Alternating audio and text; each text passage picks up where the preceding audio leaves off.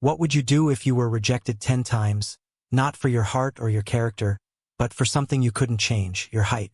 This is the story of a woman everyone turned away, until one silent man on the frontier stepped forward with words that changed her life forever. Before we dive in, don't forget to like this video, share it with friends, and make sure you're subscribed for more incredible stories like this one. The platform smelled of coal smoke and damp earth. The train had just pulled away, its whistle trailing through the canyon, leaving behind only a scatter of families and a lingering haze of steam. Men strode toward the feed store, wives gathered children, and 2 loggers disappeared without looking back. But one figure remained standing alone. Eliza Grant clutched the handle of her trunk until her knuckles whitened. She was nearly 6 feet tall. Her patched traveling dress darkened at the hem from soot and mud. Her shoulders were squared, her jaw stiff, but inside her chest beat the familiar ache of humiliation. The station agent shifted uneasily, a folded telegram in hand. He avoided her eyes. "Miss Grant, Mr. Whitlow sends his regrets. He won't be coming." The words fell like stones in a river. This was the 10th letter, the 10th promise broken. Men had sent for her with talk of homesteads and futures, but when she stepped off the train, they decided she was too tall, too strong, too much. And so they left her, again.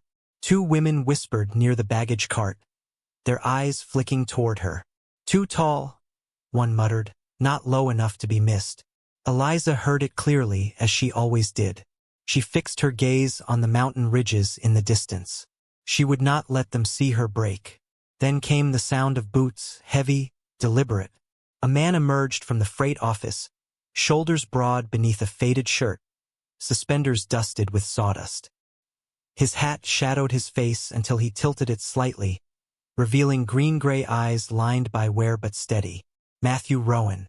The town knew him as a lumberman who kept to himself, working deep in the mountains, building his own cabin plank by plank. Years ago, he had a wife. She and their child were buried in the same grave. Since then, Matthew rarely spoke more than a few words, his grief shaping him into silence. He stopped in front of Eliza. She braced for a smirk, a cutting remark about her size. But his eyes didn't wander. They held hers, then shifted to the trunk sunk halfway into the mud. Without asking, he bent, lifted it with one arm, and carried it toward a wagon waiting near the edge of the platform. Eliza's lips parted. "I don't know you. I didn't ask for your help." The words caught in her throat. Her arms had been burning from the trunk's weight. Matthew spoke at last, voice low and even. "You'll come with me." The platform stilled. Whispers hushed mid-breath. Even the station agent looked away. Eliza froze. Was this another man who would claim her only to cast her aside? Fear prickled sharp, but there was something in his tone that wasn't like the others. He hadn't said could or should. He said will. Not a command, but a certainty. Her pulse thudded in her ears. To trust him was a leap into the unknown. To stay meant ruin. She had no money left, no family writing her back, no one in this town willing to claim her. And so she followed. The wagon was plain, boards weathered, the bed littered with wood shavings. Matthew set the trunk down, checked the harness, and climbed into the driver's seat. He didn't glance back. Eliza stood for a long breath, shoulders burning under the weight of the crowd's stare. Then she lifted her skirts, climbed up beside him, and sat stiffly. He gave one nod, as if he had expected no less, and flicked the reins. The horses pulled them westward, into the rutted mountain road. The silence pressed heavy. Only hooves struck the mud, steady and certain. Eliza's thoughts raced. She had been measured and found lacking so many times she no longer trusted kindness. She stared straight ahead, prepared to leap from the wagon if needed. Matthew broke the silence first. "Cabin's 3 miles out." His voice was rough, used to few words, but not unkind. "You live alone?" Eliza asked. He guided the team around a rut. "I built the place myself. Don't keep much company." Her throat tightened. "Then I'll be the first?" He didn't look at her. "First in a long while."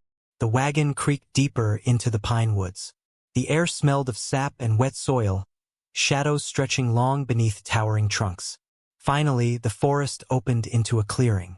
A cabin stood there, squared and solid, its roof pitched against weather, smoke curling from the chimney. Wood was stacked neatly under a lean-to, every piece cut by careful hands. Matthew halted the wagon, lifted her trunk, and set it by the door. He looked at her directly, his tone steady. "You'll have your own room. Locks inside. Cook if you want. Don't if you don't. I'll be working most days." The words startled her. He had thought ahead to her safety, her choice. No demands. No bargains. Just space. Eliza swallowed hard. She managed a nod and stepped inside. The cabin smelled of pine, smoke, and iron. A table, 2 chairs, a narrow bed against the wall. Plain but solid. For the first time in years, she had a roof that wasn't borrowed. A room not given out of pity. That night, lying awake under a blanket faint with cedar and smoke, she wondered what this man truly expected of her, and why she felt less alone than she had in a long time. The first morning in Matthew Rowan's cabin broke cool and pale. Eliza woke up on the narrow bed he had pointed out the night before. The blanket smelled faintly of cedar and wood smoke. For a few seconds she forgot where she was. Then the sound of splitting wood outside reminded her. This was no boarding house, no train car. This was the home of a man she barely knew. She dressed quickly, straightened her patched dress, and braided her hair before stepping into the main room. Coffee simmered in a dented pot on the stove. A single tin cup sat on the table. Everything in the room spoke of a life built with care but without company. Tools, wood shavings, smoke, and silence. The door opened. Matthew entered, shoulders damp with sweat, arms stacked with split logs. He set them down, wiped his palms, and glanced at her. "Coffee's ready," he said simply. Eliza poured herself a cup, hands careful not to shake. The silence between them grew heavy until the question she had carried since the station pressed to the surface. "What is it you want from me?" Her voice was steady, though her stomach churned. Matthew looked at her square. "Nothing you don't choose to give. You needed a roof. Now you've got one. That's enough." The answer unsettled her. No bargain. No demand. Just space. She wasn't sure she trusted it yet, but something in her chest loosened. Life at the cabin. Days settled into a rhythm. Matthew split wood, hauled water, and worked on tools. Eliza kept busy where she could, sweeping, boiling beans, and patching clothes. Once she found a torn cuff on one of his shirts and mended it by the fire. The next morning he wore it without fuss, only nodding thanks. It was a small thing, but it warmed her more than she expected. One afternoon he showed her how to swing the axe. The handle slipped once in her hands. He stepped close, steadying her grip with his calloused palm. "Let it fall," he said. "Don't fight it." She tried again, the log splitting clean. He stepped back, his eyes flickering with approval. He said nothing more, but she noticed. The silence between them was no longer the silence of strangers. It was something heavier waiting to shift. Return to town. When flour and salt ran low, Matthew hitched the wagon. Eliza stiffened at the thought of returning to the town where whispers clung to her name, but she knew she couldn't hide forever.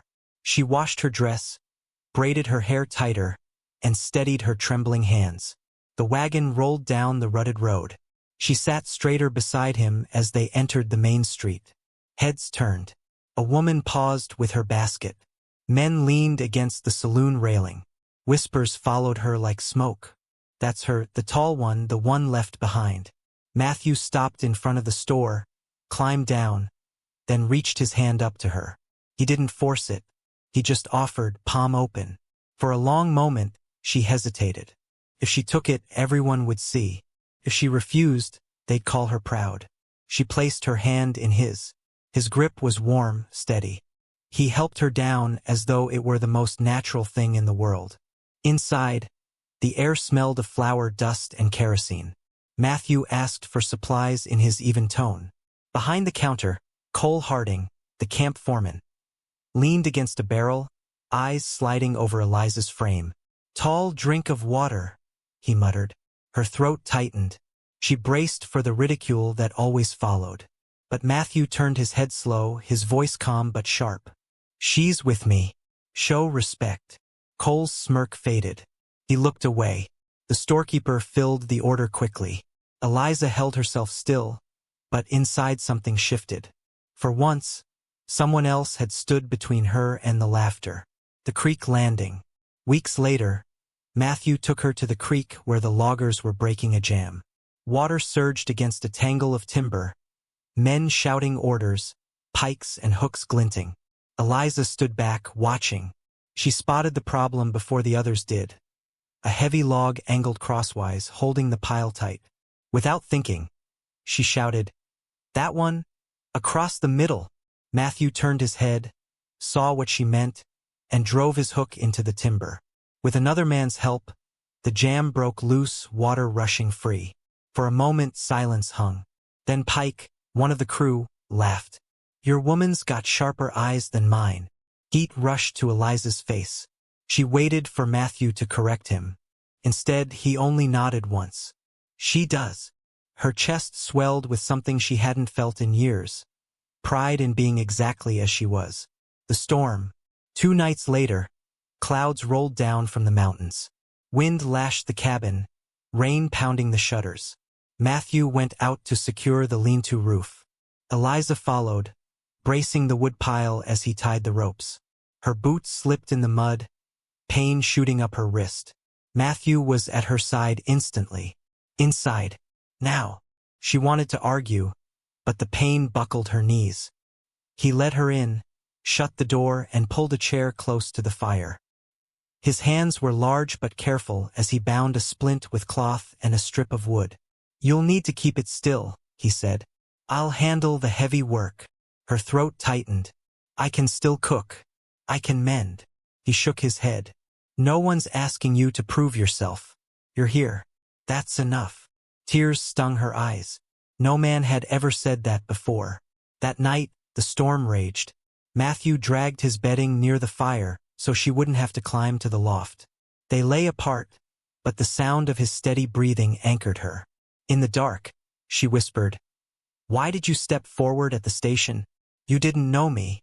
His answer came quiet, almost swallowed by the storm. "Because I saw someone left standing who didn't deserve it. I've stood there myself." She turned her face toward the firelight. For the first time since stepping off the train, she believed she might not have to fight alone. The proposal. 3 Sundays later, the swelling in her wrist eased. She was shelling beans at the table when Matthew came in from the yard. He stood for a long moment, shifting once, then steadying himself. "I don't want you wondering where you stand here, and I don't want to see another wagon take you away." His voice was low but certain. "Stay as my wife, Eliza. For good." Her breath caught. Fear surged, fear of being bound, of another broken promise. But then she remembered the station, the creek, the storm. His words, "You're here. That's enough." "Yes," she said finally. "Not because I must. Because I want to." For the first time, his mouth curved, almost a smile. He pulled a braided strip of rawhide from his pocket and tied it around her finger. "Won't be gold," he said, "but it'll hold." The justice of the peace signed the papers without fuss. People whispered still, but when Matthew held her hand openly, the whispers quieted. A home of her own. Back at the cabin, life changed in small, certain ways. Matthew built a wider table. Eliza planted a garden. Chickens scratched in the pen he had built. One afternoon, a letter arrived from an old suitor in Dakota, begging her to reconsider. She fed it to the fire without a word. Matthew only placed his hand over hers. That was enough. By midsummer, beans climbed cedar stakes, corn pushed high, and a cradle Matthew had crafted stood beside their bed. Eliza ran her hand over the smooth wood, her throat tight. For years she had been judged, mocked, and abandoned. But here, in a cabin of pine and lamplight, with a man who saw her worth without question, she had found what she never thought she would: home. And for the first time in her life, she belonged. Thank you for watching. I hope you enjoyed that story. Please share it with your friends and subscribe so that you do not miss out on the next one. In the meantime, I have handpicked more stories for you that I think you will enjoy. Have a great day.